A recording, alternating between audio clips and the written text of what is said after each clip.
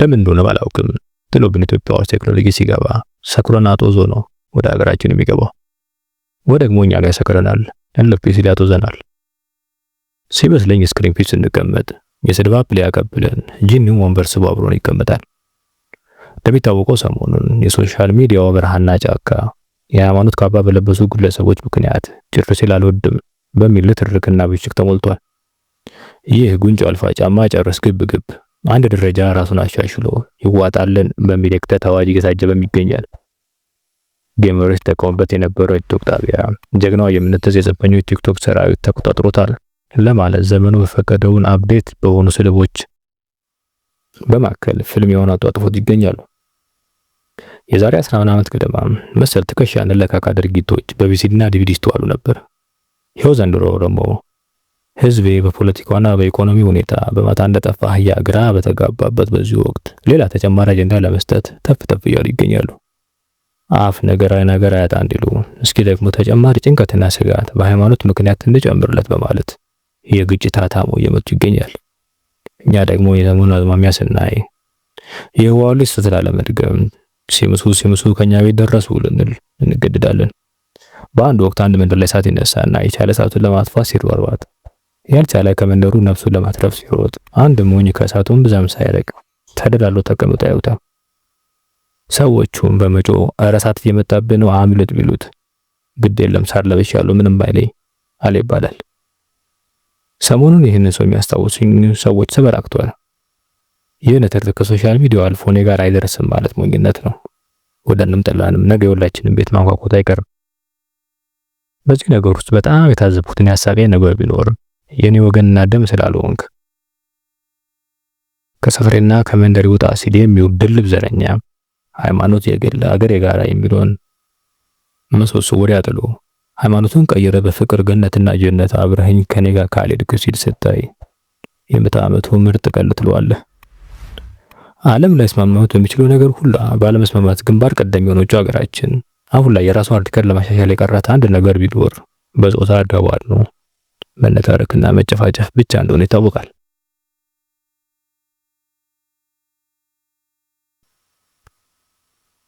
እርግጥ ነው እንደሌላው ዓለም ተራማጅ አይደለንም። ባለበት እርገጥ እየተባለ ነው ዘመናችን የገፋ ነው። ተራማጅ መሆን ቢያቅተን ትኩስ ብድ ይመስል ጭሬ ስላልወድም እያልን አየሩን በመያዝ ላይ ለቀናይ ማስቸገር ግን የለብንም። በዚህ ዘመን ላይ ያለውን ዕውቀት አልባ ጥላቻና ስድቦች ስናይ የሁሉም ሃይማኖት መሰረት የሆነውን አምድ በአንተ ላይ ሊደረግ የማትፈልገውን ነገር በሌሎች ሰዎች ላይ አታድርግ የሚለውን ትዕዛዝ በዜሮ ለማባዛት ምን አነሳሳችሁ ብለን እየፈራንም ቢሆን ለመጠየቅ እንገደዳለን። እርግጥ ነው የዚህ አይነት ጥያቄ ስንጠይቅ አሽቃባጭ የሚል ስም እንደሚሰጠን ግልጽ ነው። መሃል ሰፋሪ በሁለት ጥይት እንደሚመታም እናውቃለን። ወይ ከኛ ጋር ነህ ወይ ከጠላት ጋር ነህ የተባለን ማለጋችንን አንረሳውም። ሆኖም መካድ የሌለበት እውነታውን ግን መስከራችን ግዴታ ነው። ስለ አንድ የእምነት ተቋም ስንናገር የምናገረው ንግግር ስለ እምነቱና ስለ እምነቱ ተከታዮች መጥፎ ጎን በማንሳት እንከን ለማውጣት ከሆነ ያለ ጥርጥር ንግግራችን ሐሜትና ተራሮ አልታነው ባይኔ። እንበልና ነገ ጧት ፓርላማው አስቸኳይ ስብሰባ ጠርቶ ከዛሬ ጀምሮ ከራሳቸው እምነት አስተምሮ ውጪ ስለሌላው እምነት ምንም አይነት አሉታዊ ነገር ሲናገሩ የተገኙ ግለሰቦች በወንጀል ይጠየቃሉ ቢል እመኑኝ አብዛኛው የቲክቶክ ሰባኪያን ዲዳ በሆኑ ነበር። እንደሚታወቀው እያንዳንዱ ግለሰብ እንጀራውን የሚጋግረው ስለ ሌሎች እምነት በማውራት ነው። ለምን እንደሆነ ባላውቅም ብዙ ጊዜ በሃይማኖት ካባ ተደብቀን ከፈጣሪ ይልቅ ለሰይጣን ስናገለግል እንስተዋላለን።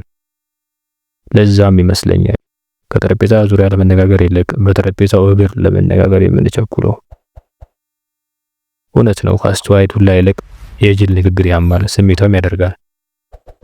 አይባሉና የሚናገሩትን የማያውቁ ግለሰቦች ጠረሹ በቀደዱ አፋቸው ያው ጠረሹ ያልኩት ቂጣ ብዙ ጊዜ ስለተለመደ ነው። የሆነ ያሉን አውርተው እሳቱን ከበቂው በላይ ቆስቁሰው በዚህ ሀገር ላይ የሃይማኖት ግጭት ቢነሳ በእያንዳንዱ ቅያስ ስንት ጊዜ ከግድያ ሙከራ እንደምታመልጡ አስባችሁታል? አይደለም ሰፈርተኛውና ሀገሬው ራጉኤልና አንዋር ተደጋግፈው ቢኖርበት በዚህ ሀገር እሳት ቢለኮስ ሀገር ሊያነድ እንደሚችል ሳይታለም የተፈታ ነው።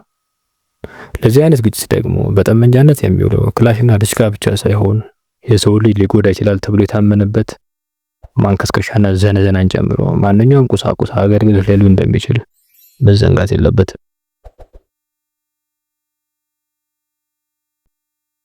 ማታ ማታ ቢምቢ፣ ቀን ቀን ግብር ደሙን የሚያጠጡት ሳይንስ። በተጨማሪ ደግሞ በጎረቤቱ ደሙ ሊፈስ አይገባም ባይ ነኝ። እንደኔ በዚህ ሰዓት የኢትዮጵያ ሕዝብ ደም ከደም ስሩ መውጣት ካለበት ለቀይ መስቀል ደም ሲለግስ ብቻ መሆን እንዳለበት ምኞቴም ህልሜም ነው። አንድ የማይናቅ ሀቅ ቢኖር አብዛኛው ሕዝብ ከበቂ በላይ ከፍቶታል። እግረ መንገዱንም የሚኖር የትየለሌ ነው። ዝም ብዬ ከመሞት በሰማዕትነት ብሞት አትሊስት በምድር ላይ የኖርኩትን ለሲኦል የቀረበ ህይወት ቢያንስ በሰማይ ቤት አመልጠዋለሁ የሚል በርካታ ነው። ነገር ግን አሳዛኙ ነገር ያለው ይህንን ጸብ የሚያስነሱት ግለሰቦች ይህ ለመስዋዕትነት ያኮበኮበ ህዝብ ፊችካውን ነፍቶ ወደ ጂሃድና ክሩሴድ ቢገባ የነገሩና የጸቡ ጠንሳሾች እምጥጉ ስምጥ አለመገኘታቸው ነው። ምክንያቱም የቲክቶክ ሱቃቸውን የሚከፍቱት አንድ ፊታቸውን ሸፍነው ሁለት ራቅ ብለው ከአረብ ከአውሮፓና ከአሜሪካ ሀገራት ስለሆነ እነሱ እሳቱን ራቅ ብለው ይሞቁታሉ እንጂ ሲያቃጥላቸው አይታይም። የጽንፈኞችን ባህሪ ያየን እንደሆነ ብዙውን ጊዜ የሚያስነሱን እሳት ሲፈሩት አይታይም። ይልቁንስ እሳቱ እነሱ እንዲፈራቸው ይፈልጋሉ። አለብ ሲልም የለኮሱት እሳት የህይወታቸውን ቅዝቃዜ ለማሞቅ ሲጠቀሙበት እናያለን። በሰዎች ስቃይና ሞት የሚደሰቱ ሳዲስቶች እንደሆኑም ይታወቃል። ከተቻላቸው ደግሞ የማይጠረቃ ኪሳቸውንም ለመሙላት ይጠቀሙበታል። ይህ ታይቷቸው ይመስለኛል በአንድ ወቅት አለቃ ፈጠነ ሰው ሰይጣን ነው፣ ሰይጣንም ሰው ነው ሲሉ ከረጅም ዓመታት በፊት የተናገሩት። አብዛኛው አማኝ ከአንገቴ ይልቅ ለክሬ ሳሳለሁ፣ ለነብዩ እሰዋለሁ ሲል ይስተዋላል። ለሃይማኖት መሰዋት መሞት ያለ የነበረ ቢሆንም ጠላት ፍለጋ ግን የሰው ቤት ማንኳኳትና አጥር መነቅነቁ ተገቢ አይደለም። ይልቁንስ አብዮትና አመጽ ከቤት ይጀምራል። እኔ የማምንበት ቅዱስ መጽሐፍ አንተ ግብዝ አስቀድመህ ከዓይነ ምሰሶን አውጣ ይላል። ለጸብ ግራና ቀኝ ከማመትራችን በፊት ምድር ላይ ያሉት የገዛ ሃይማኖት አባቶቻችን ምን ያህል ለፈጣሪና ለመንጋው ታማኝ ናቸው ብለን እንጠይቅ። አደራ የሆነን ወንጌል እንጀራ ያደረጉ ስንቶቹ ናቸው ብለን እንመርምር። ምዕመኑስ ለገዛ ቤተ እምነቱ ምን ያህል ታማኝ ነው ብለን እንጠይቅ። ተመሳሳይ ጥያቄ በሁሉም በማንኛውም ቤተ እምነት መጠየቅ እንዳለበት እሙን ነው።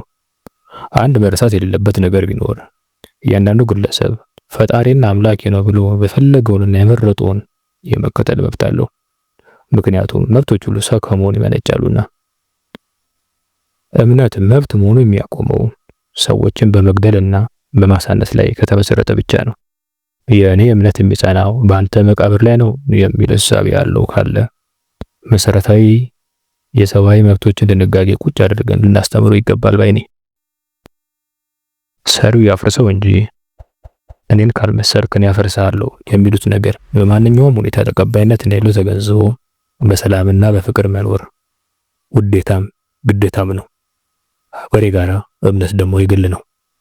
ኢትዮጵያ ለዘላለም ትኖር።